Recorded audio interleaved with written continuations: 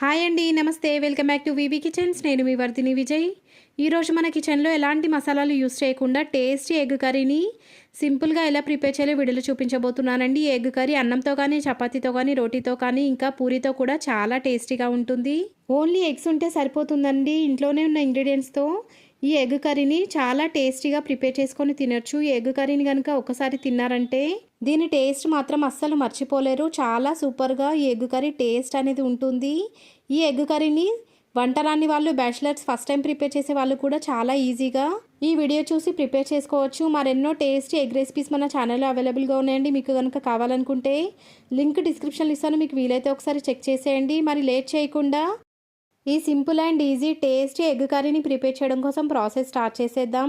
ముందుగా స్టవ్ వెలిగించి స్టవ్ పైన ఒక పెద్ద బౌల్ పెట్టి ఆ బౌల్ వేడైన తర్వాత దాంట్లోకి 3 టేబుల్ స్పూన్ల దాకా ఆయిల్ని వేసి వేడి చేసుకోవాలి. ఇప్పుడు మంటను లో ఫ్లేమ్లోకి అడ్జస్ట్ చేసుకొని 3 మధ్యలోకి కట్ చేసుకున్నటువంటి పచ్చిమిరపకాయలని ఆయిల్లోకి వేసుకొని ఈ పచ్చిమిరపకాయలను ఫ్రై చేసుకోవాలి. పచ్చిమిరపకాయలు ఫ్రై అయిపోయిన తర్వాత సన్నగా కట్ చేసుకున్నటువంటి ఒక పెద్ద కప్పు నిండా ఆనియన్స్ని ఈ ఆయిల్లోకి వేసుకోవాలి.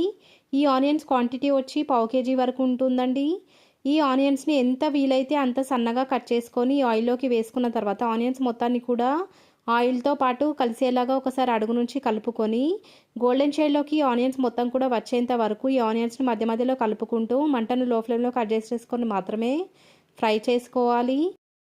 వీడియోలో చూపిస్తున్నట్టుగా ఈ ఉల్లిపాయలు మొత్తం కూడా గోల్డెన్ కలర్లోకి మారిన తర్వాత ఈ బౌల్లోకి సన్నగా కట్ చేసుకున్నటువంటి చేతి నిండా కొత్తిమీరను కూడా వేసుకొని కొత్తిమీరను కలుపుకుంటూ మరొక నిమిషం పాటు ఫ్రై చేసుకోవాలి. 1 మినిట్ తర్వాత ఈ ఆనియన్స్లోకి 1 టీ స్పూన్ దాకా అల్లం వెల్లుల్లి పేస్ట్ని కూడా వేసుకొని పచ్చివాసన పోయేంత వరకు మంటను లో ఫ్లేమ్లోకి అడ్జస్ట్ చేసుకొని అల్లం వెల్లుల్లి పేస్ట్ మొత్తాన్ని కూడా ఆయిల్లో బాగా ఫ్రై చేసుకోవాలి.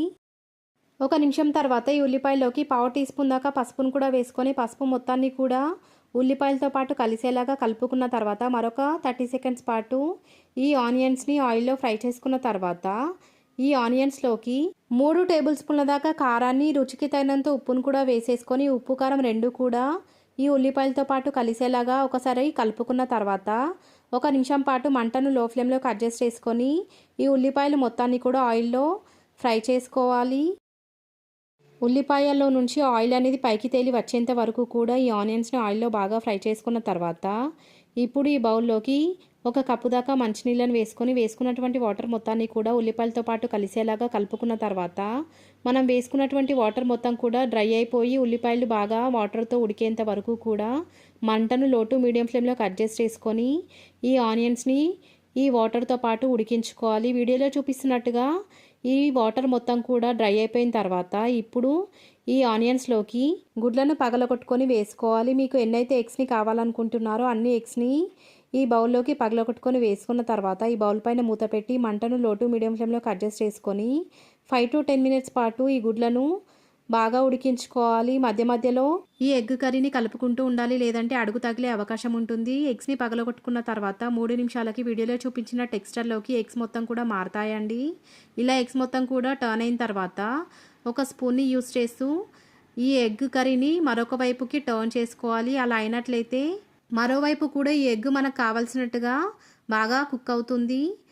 ఎగ్ కర్రీ మొత్తాన్ని కూడా ఒకేసారి కనుక కలుపుకున్నట్లయితే ఎగ్స్ మొత్తం కూడా విరిగిపోయి ఆనియన్స్ మొత్తంతో పాటు కలిసిపోతాయండి. అలా కాకుండా వీడియోలో చూపిస్తున్నట్టుగా జాగ్రత్తగా కనుక మరోవైపు టర్న్ చేసుకుంటే ఎగ్ విరిగిపోకుండా చాలా బాగా వస్తుందండి. ఇప్పుడు ఈ బౌల్ పైన మూత పెట్టి మరొక 3 నుంచి 4 నిమిషాల పాటు మంటను లో ఫ్లేమ్లోకి అడ్జస్ట్ చేసుకొని ఈ ఎగ్స్ మొత్తాన్ని కూడా ఉడికించుకున్న తర్వాత వీడియోలో చూపిస్తున్నట్టుగా ఆయిల్ అనేది పైకి తేలడం స్టార్ట్ అవుతుందండి. ఇలా ఆయిల్ అనేది పైకి తేలిన తర్వాత అటువైపు నుంచి కూడా ఎగ్స్ని మరొక వైపుకు టర్న్ చేసుకొని మరొక 2 నుంచి 3 నిమిషాల వరకు మంటను లో ఫ్లేమ్లోకి అడ్జస్ట్ చేసుకొని ఈ ఎగ్స్ మొత్తాన్ని కూడా ఆయిల్లో బాగా ఫ్రై అవ్వనివ్వాలి. 3 నిమిషాల తర్వాత వీడియోలో చూపిస్తున్నట్టుగా ఎగ్ కర్రీ మొత్తం కూడా ఆయిల్ అనేది పైకి తేలి చాలా కలర్ఫుల్గా చాలా టేస్టీగా ప్రిపేర్ అవుతుందండి. ఇప్పుడు ఈ కర్రీ మొత్తాన్ని కూడా ఒకసారి అడుగు నుంచి కలుపుకొని స్టవ్ ఆఫ్ చేసేసుకొని ఈ ప్రిపేర్ అయినటువంటి ఎగ్ కర్రీని ఒక సర్వింగ్ బౌల్లోకి ట్రాన్స్ఫర్ చేసుకొని రోటీతో కానీ, చపాతీతో కానీ, అన్నంతో కానీ మీకు నచ్చినట్టుగా తినేయొచ్చు.